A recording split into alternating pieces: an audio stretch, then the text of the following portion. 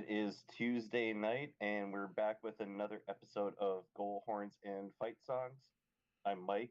Joining me as always is Wes, and we're in week two leading up to the season of uh, just going over rosters and schedules for the NCHC and the teams. And alphabetically, this lands us on Denver.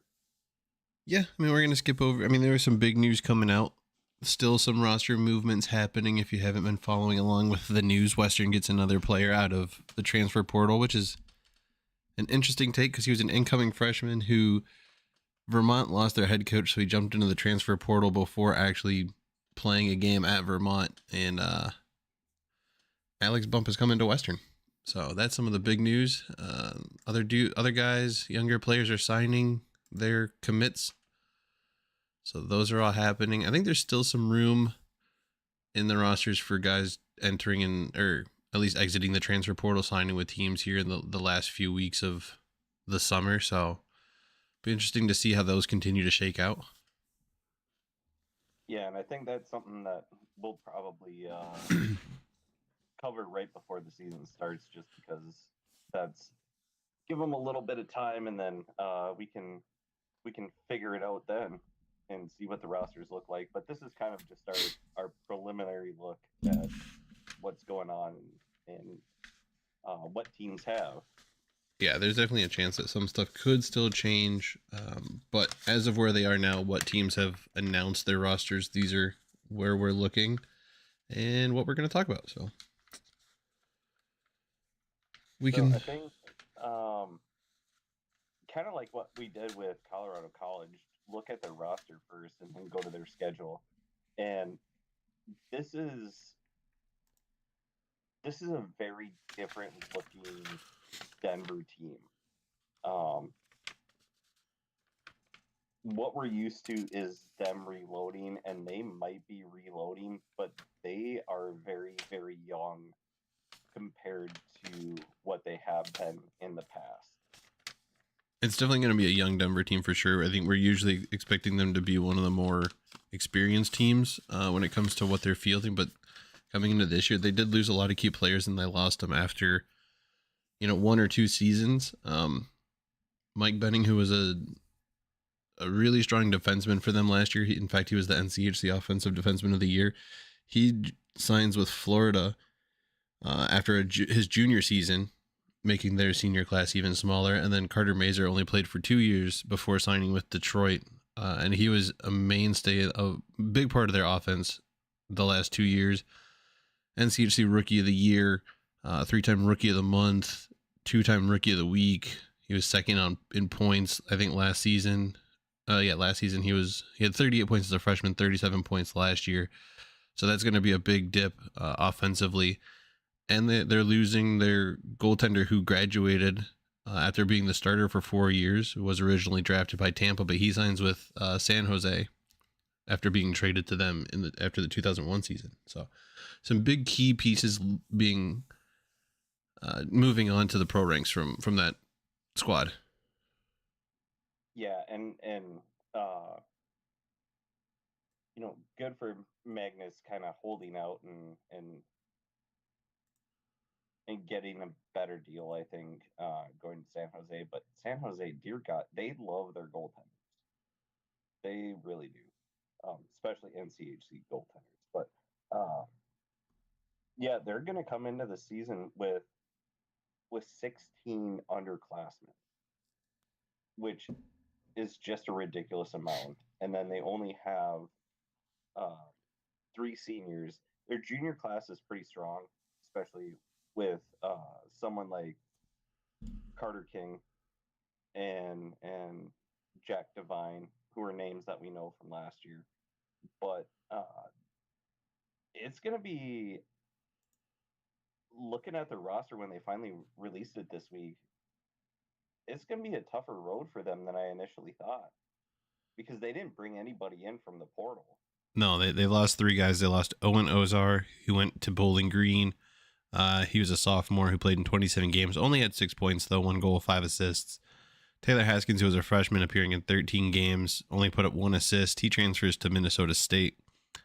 And Brett Edwards, a senior who played in all 38 games last year, had 1 goal, 4 assists. He transfers to Northeastern.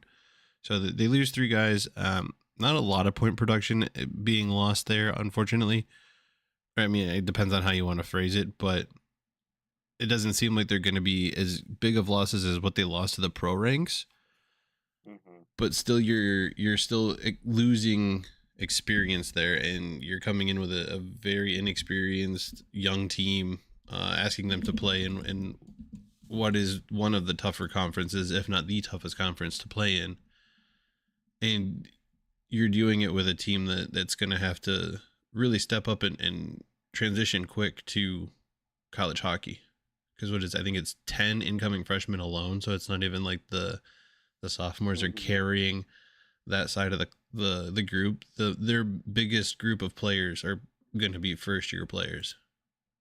Yeah, it's 10 incoming freshmen. They have 6 sophomores, and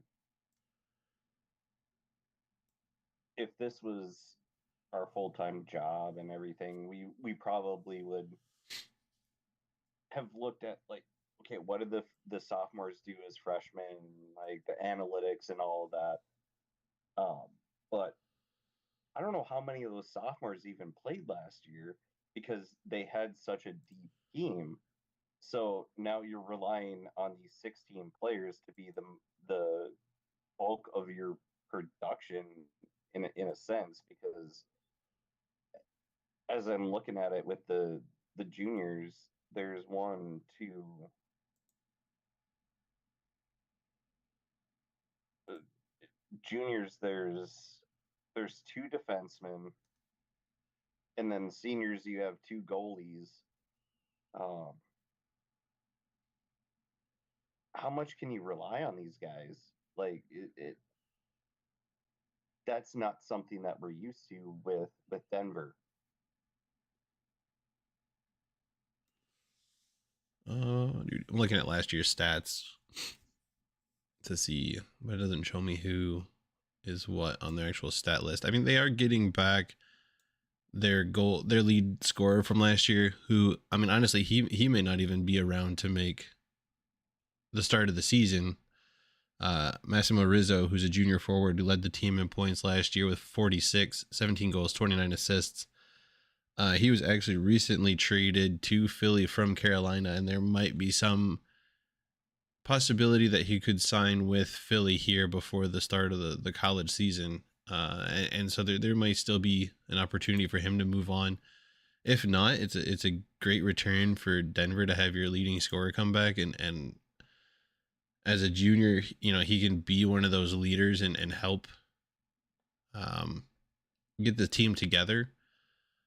But yeah, I mean, it's still going to be interesting to see. I think some of those guys, those sophomores, did play quite a bit last year, just because we know that Carter Mazur was a big part of the team, and he was only a sophomore last year. Mm-hmm. Their junior class is the one that I think is going to end up leading this team, because even who I believe is going to be their starting goalie, Matt Davis, he's a junior.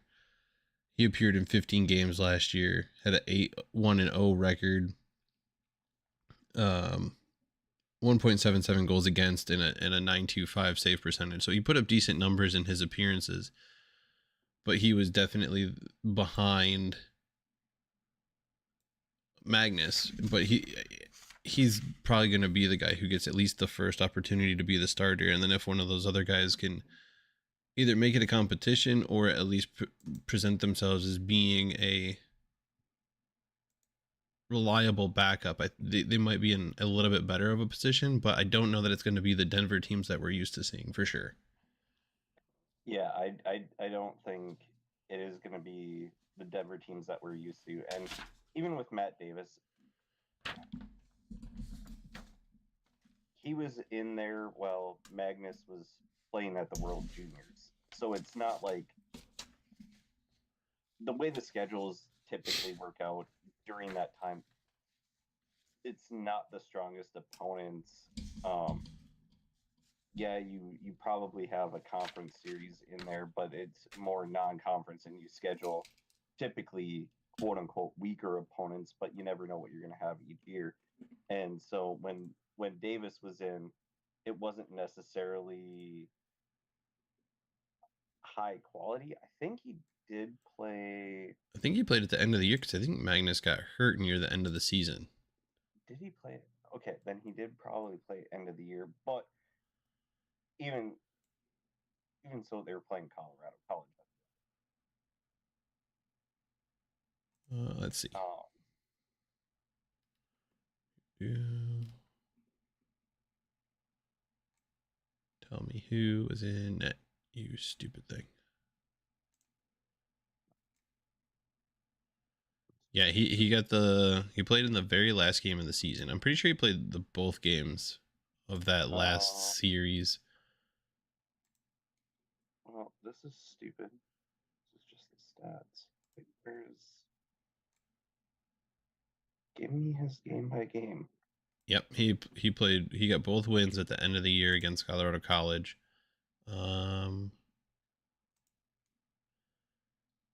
He might even have played against Western, but I don't remember exactly when Magnus got hurt. But I know, nope, Magnus played in that game.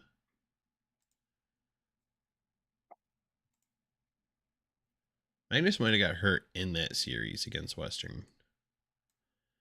You know,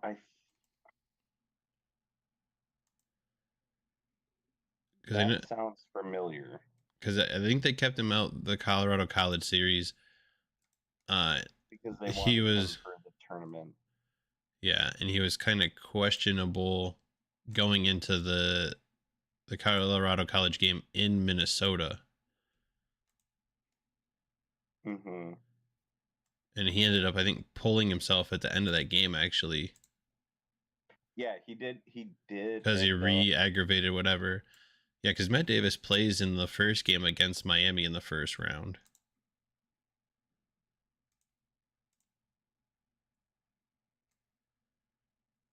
And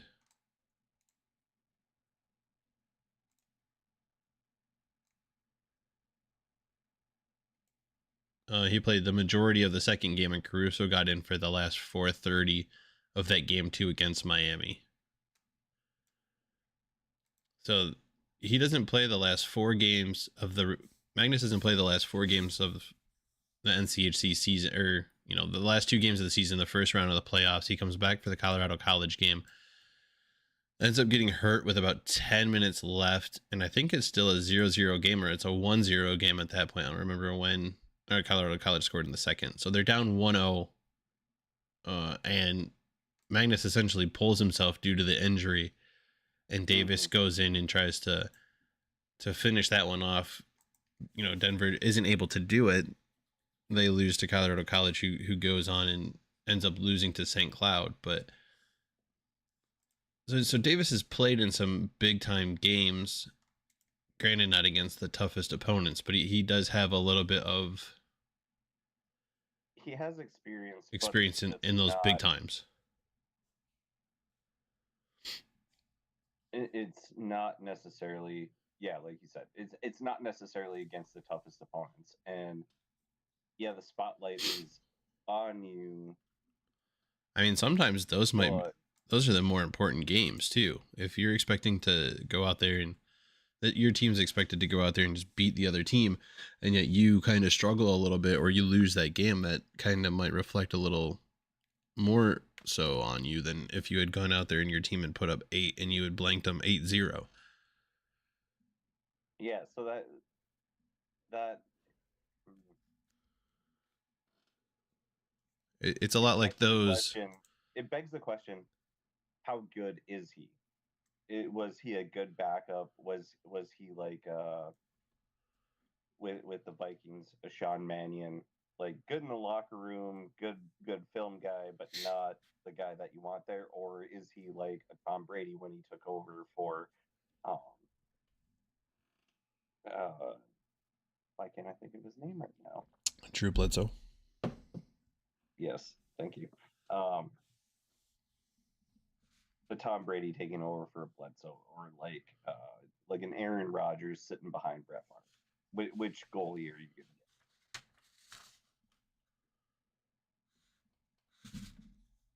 get? So yeah, I think it's gonna be interesting with this young team and what Denver is bringing in. I do have some faith in what Carl has built there and the players that he's bringing in because from what we've seen in his tenure, they don't rebuild, they reload. But with this young of a team, I don't know how much stock you can put into it. I am slightly higher on what they're able to do than what we saw North Dakota do. I mean, North Dakota a couple years ago, they had 10 transfer in. And I think they ended up sharing the conference title with Denver that year. And they tried running it again last year, but we saw that it kind of hindered them a little bit and they were not as successful last year. I think Denver is building their program from their recruits, and I think that plays a little bit more into the success they can have. They don't have to, I mean, they still have to, break certain habits of fresh guys, but some of those guys aren't going to play this year. They're just going to practice and develop and get ready for next year. And so I think they'll be able to instill what they want to a little more so than the number of recruits that they're bringing in kind of did for North Dakota, because a lot of that was, do they know the North Dakota way? Are we seeing them struggle because it's not the system they're necessarily the most built for? They're just experienced players playing their game as opposed to really buying into the program. I think you hit the nail on the head there. And that's why like I don't think Denver is going to be as strong, but I don't think fans of the Pioneers should be that worried. Yes, you might not finish as the top seed, but you're not going to drop down to 4 or 5. 3 is the worst because Carl is bringing in recruits that fit his system, and he's been there long enough that everyone knows the system that he's running. He knows the type of players that he wants. They didn't have anybody come in. It's not like North Dakota where they're just like, oh shit, we just lost a ton of players. We need to bring in people. There's a process that they're going through and getting these kids. So I think it's I wouldn't have I wouldn't have the expectations that they've had the past few years, past 8 years practically. Um, but I wouldn't put them down to like North Dakota. I wouldn't be so down on this team. That's where I'm I will say I did have them falling a little bit in my after actually looking at the roster and seeing the number of changes that were made. I do have them slipping a little bit in my preseason rankings. But again, like I've changed pretty much them I'll probably change them every week until we get to the last week. But I do have them slipping a little bit. Number 1 stayed the same. Number 8 stayed the same.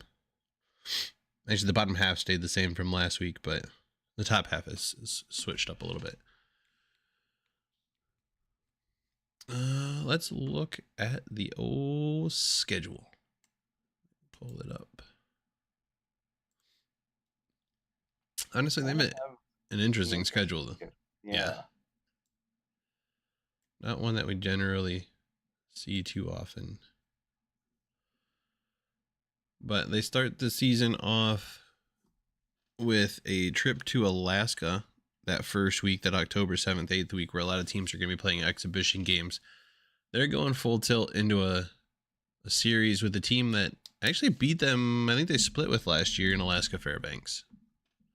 I think they did. And my first thought was they're going full Western Michigan, going up to Alaska again. Granted, Western played Anchorage, but I like that. I would rather my team play a series right away than kind of do the warm up Canadian team. I don't know. That's just me personally. Here's But what Fairbanks. here's what I like about this series. You're getting it out of the way early. You're not traveling up there in the middle of, January, December, that real strong winter month. It's not going to be 100% darkness up there yet.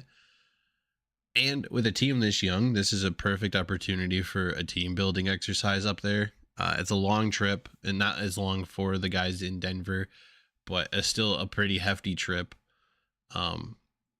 You're going to somewhere you probably don't visit too often if you've ever been there before. A great place to visit from what I've heard and understood, and I think a lot of coaches will say the same thing. Like, this is a great opportunity to do some team building and get guys ready for the season right off the rip.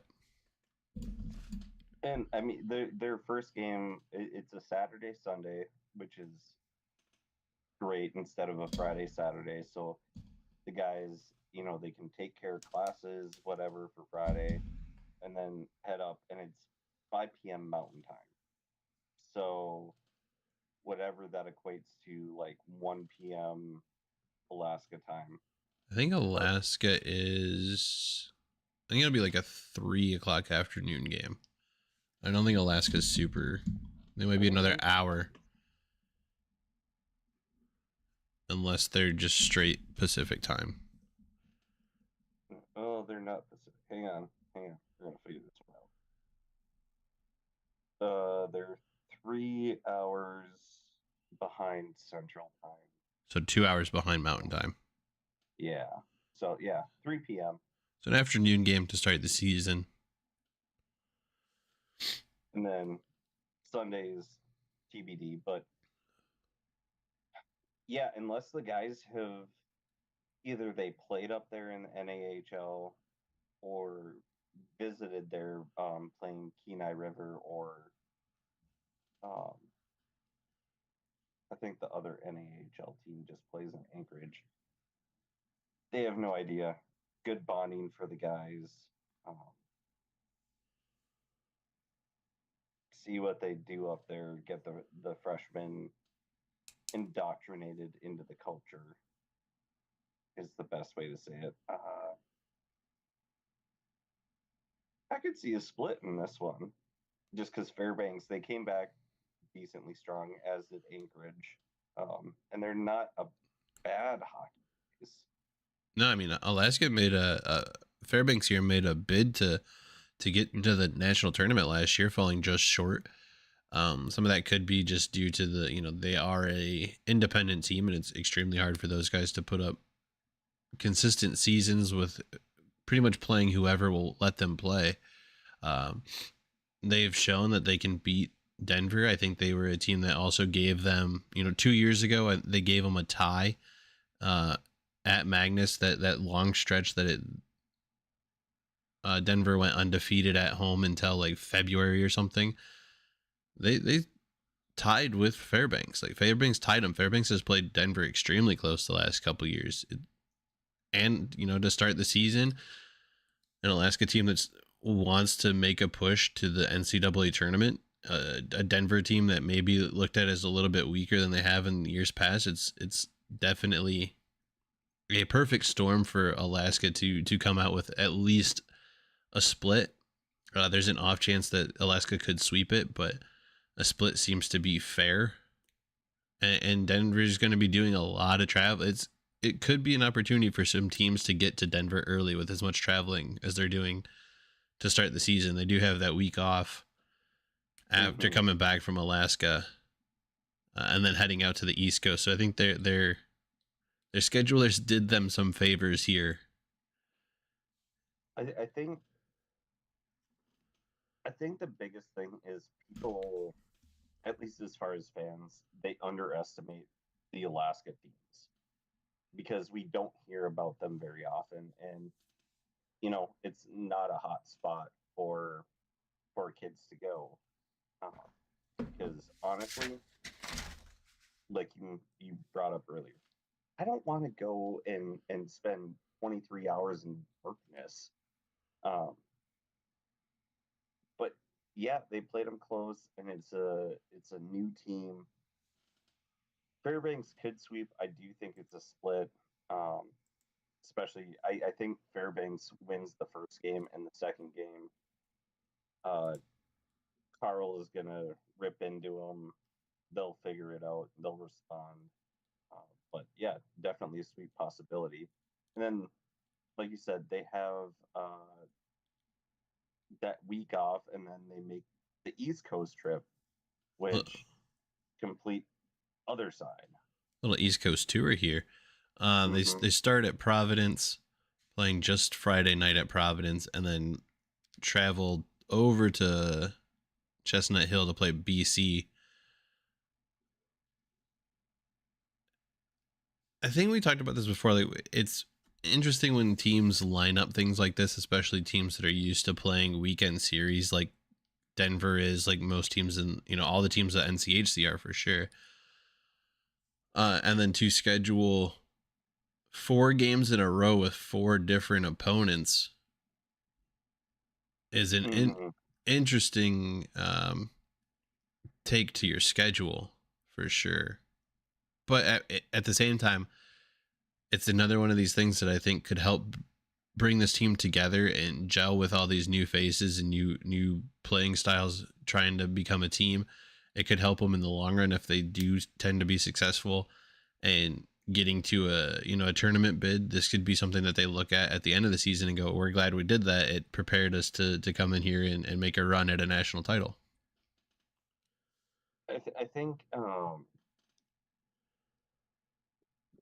the one thing that's going to help them going through this stretch is, other than Fairbanks, who made the bid at the national title, you have Providence and BC, who were 6 and 8 in Hockey East, and then I'm pulling out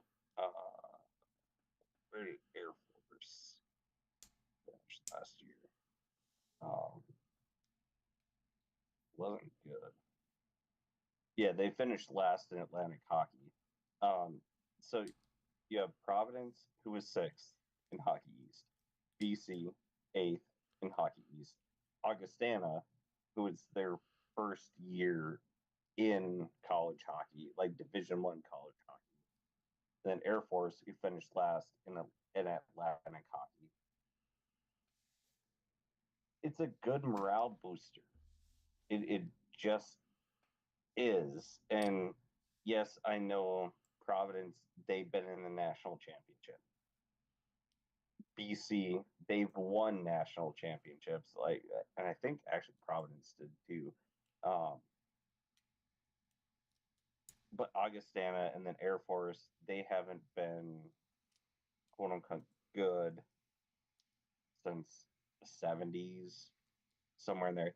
So it's a way you can do the team building away and at home, but you're not playing as tough of competition based off of last year.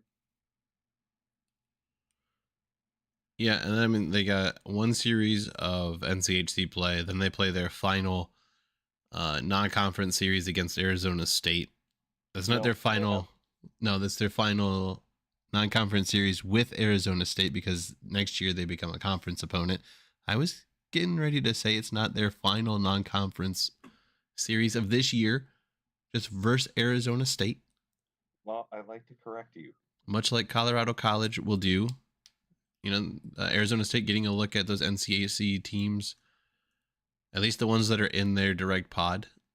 Uh, then they play their final non-conference game of the first half against Yale at home. Their exhibition game is December 30th, playing Minot State, who I believe is playing Colorado College the day before, the day after, day before, right? They played. I believe it's the day before. I remember mentioning them last week. And it is Minot, not Minot. Yeah, whatever. I got a stuffy nose. Same thing. I've heard it both ways. Colorado, and then Hey, they have a lot of nukes up there, so don't mess with them. I said what I said. I think I said mine not last week, and I said it right, but this week my face is all stuffy again. Niagara is the final non-conference game of the season this year. And they open and close their NCHC play against Colorado College like as usual. Mm-hmm. I think the one that intrigues me the most is Niagara, because they, for whatever reason, they cannot do well in their conference, but when they play an NCHC opponent like North Dakota or Denver, they will show up and perform. They're like a Minnesota sports team. And so let's see. Yeah, they finished. They weren't last. They were sixth in Atlantic hockey last year, but I think they beat North Dakota in one game at least, and the year prior, I believe they split with them as well. So they're one of those teams where, for whatever reason, they don't perform well in conference play, but during non-conference, they can sneak up and bite you. Yeah, I mean, we've played them a couple times. I think we've done all right against them. Let's do. I like how we did it last week. So we'll do the first. What we think the record after the first 10 games will be again. You go first.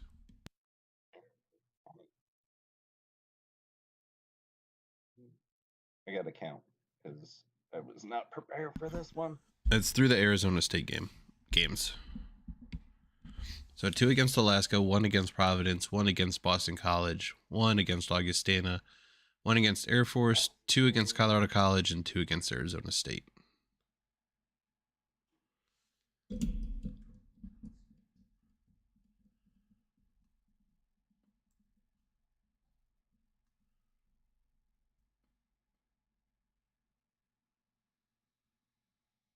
I'm going to say 6-4. I think they split with Fairbanks. I think they sweep Providence, BC. They sweep Augustana Air Force. I gotta do my math. That's 5. They're 5-1 right now. 5. Split Colorado College. 6-2. And then swept at Arizona State because it's at Arizona State.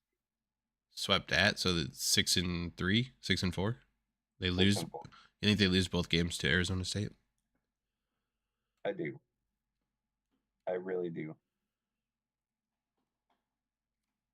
That from a friend who actually has been to a pro game there, has told me how close and how rowdy that crowd can be at Mullet Arena. I don't know if the freshmen handled that well. So I think 6-4. See, split with Alaska. So that's 1-1. 2-1 after Providence. 3-1 after Boston. 4-1 after Augustana. 5-1 after Air Force. The Colorado College one intrigues me a little bit more than it usually does. Colorado College coming off a big win in the playoffs. I think they might have a little bit of an edge in goaltender. They did lose Hunter McCown, like we talked about last week. Mm-hmm. They also did not have a lot coming back in the transfer portal. I don't think they had anything other than a player who originally they had one. One other player other than the one that came back, transferred back CC. Yeah, they have Henry Wilder from Boston College, who's a goaltender. So he's not really going to play. Connor Mayer is the other player who entered the transfer portal before coming back. 7-point guy, 1 goal, 6 assists. They lose, like I said, Colorado College lost a lot of offense guys, especially Hunter McCown.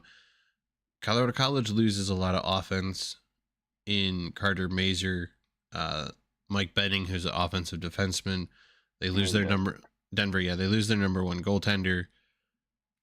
Davis has played well. Davis has shown that he can beat Colorado College. I think that's a split. So what is that, 6-2, just like you had? Mm-hmm. Arizona, they fell back a little bit last year. They were a 500 team. They do play Colorado College. I think a couple weeks before this. They're coming into the NCHC, so they're going to be paying attention to these teams and trying to figure out how to best play against them. I think Arizona State could get 1. I think it's still extremely hard to sweep teams in the NCHC, and I just don't know what Denver's going to have yet. I think I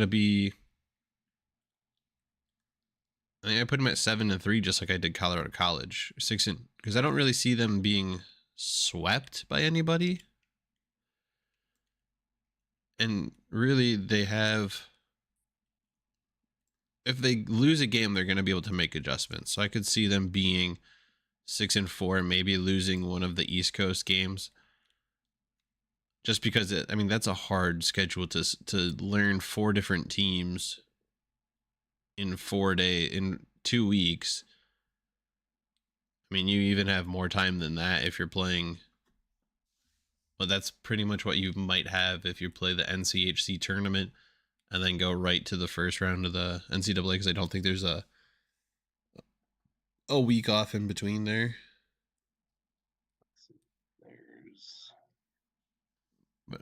But I think wasn't there a week off between the semifinal or the regional finals and the national finals this year?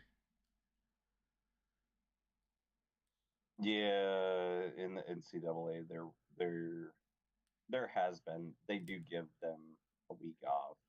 Yeah, even after, before the 5 overtime game. Yeah. Arizona State last year lost to Denver 3-2 and 5-2, but that was in Denver.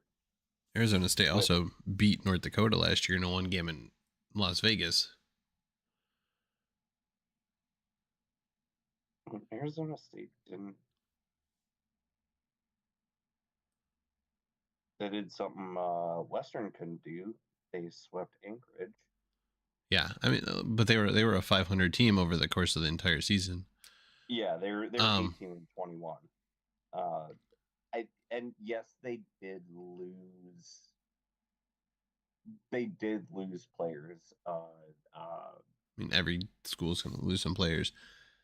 Was it Shane Doan's kid? Yeah.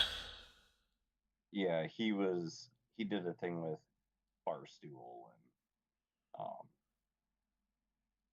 then ended up leaving right after they did that. I think that's the series between them and Colorado College, that's the biggest question mark. Like those 2 series. Because Colorado College, they're a better team than they were last year. And then Arizona State, I don't think, because they aren't NCHC, we don't really know what they have coming in. We know what they've lost, but at least for me, I haven't looked in what they're bringing in. So that one can be kind of a toss-up, basically. I don't think we're going to see the dominance that we've seen from Colorado College this year, that as we've seen in years past. So I think 6-4, 7-3, somewhere in that range. Maybe even 5 in Denver. Damn it. Maybe even 500. I mean, really, all it takes is one of Providence, Boston, Augustana, or Air Force to steal a game of those 4, and they're sitting at 500 after 10 games. Yeah, it's possible. I have enough faith in that coaching staff that they're going to be over 500. It's just how much.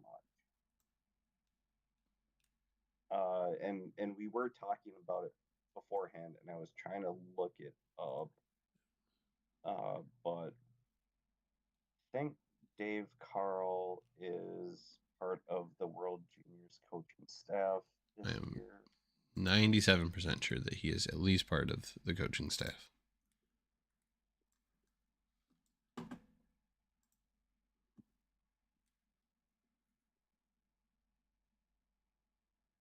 He is the head coach. That is what I thought. So, yes, they will be missing him for a few games, but I think last year it turned out that Frisch only missed like the GLI, so they may literally only miss him for that Minot game.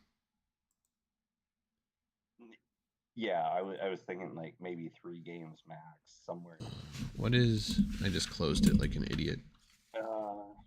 Hang on. I got you. Well, I still have to see it in my head, or I have to see it to know what I'm going to say. They might. I bet he'll go to Team USA after that December 9th game against Western. 26th through January 5th. So yeah, he'll probably go at some point during that. They'll miss him for the Minot game. Wait, you said December 26th through what? January 5th. So they'll miss him for the Minot game and the Niagara game, the Niagara series. Yeah, but he'll be back. He'll be back by the time NCHC play kicks back up in January, hosting St. Cloud State. But yeah, I'm just at a certain point, I'm not worried about them because he's been there, what, 6 or 7 years now? I don't think he's been there that long. Well, no. He was, I think he was an assistant for their first of the 2 national titles that they've won recently. I think this will be his, well, you know what? He's listed on the roster. I want to say this will be like his 5th year as the head coach. Oh, it is his 5th season. You know, I would say that I hate being right all the time, but I fucking don't. So this will actually be his 6th season.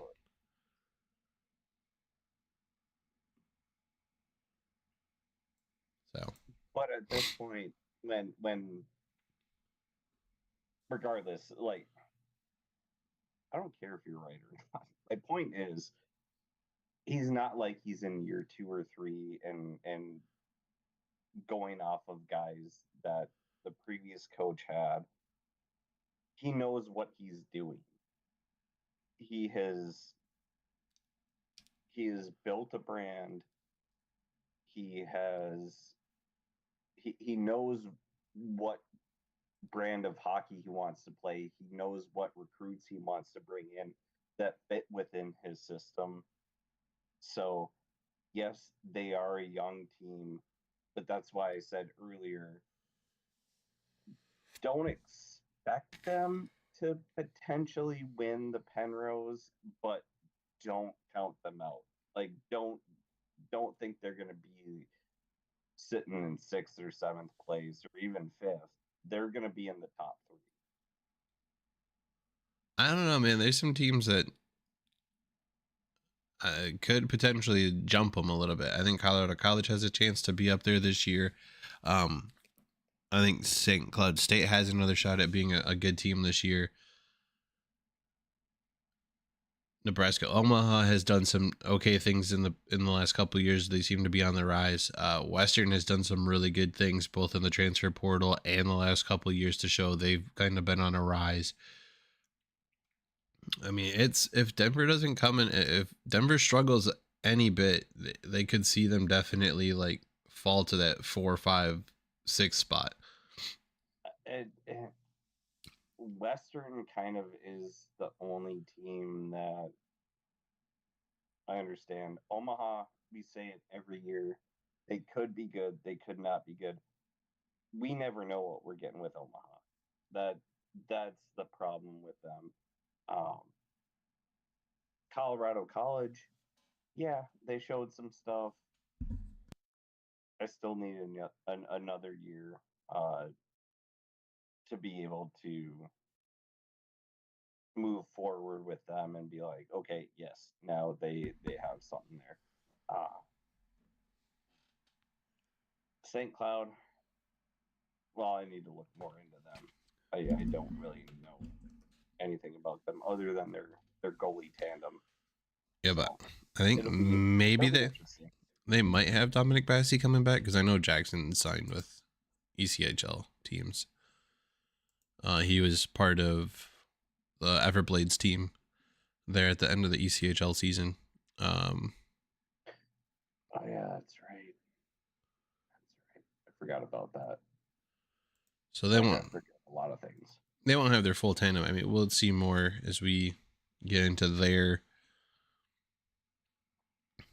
schedule. They are scheduled for September 19th. St. Cloud. 4 weeks from now? I mean, Miami and Duluth are the next two. St. Cloud State's at the bottom of the alphabetical order there, bruh.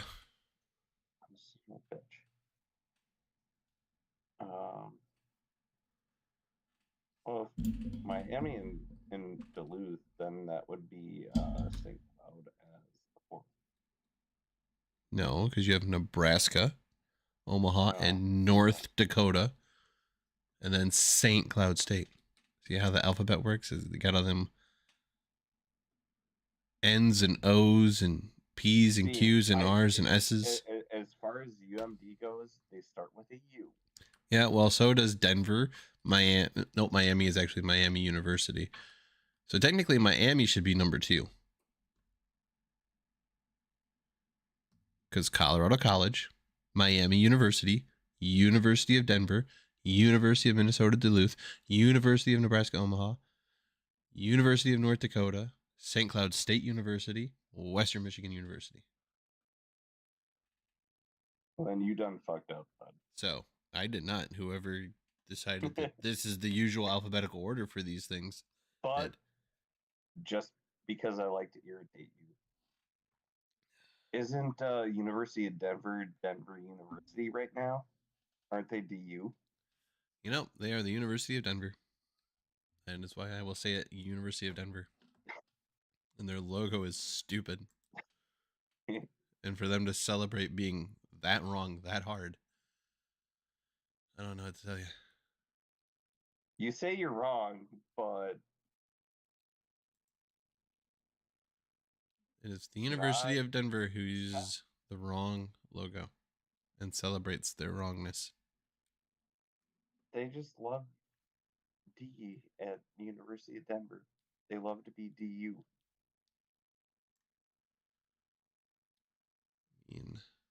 All right, this got stupid. It did, and it's all your fault. Yeah, not surprising. But yeah, because they're the University of Denver, so they would still be. I know. Yep, Miami and Denver would switch. Is really the only alphabetical change. But if we go by what they're most commonly referred to as without the word university, then it's Colorado, Denver, Miami, Minnesota, Duluth, Nebraska, North Dakota, St. Cloud, Western Michigan. Yeah, words are hard. So is math. All right. Well, I don't do either of those things.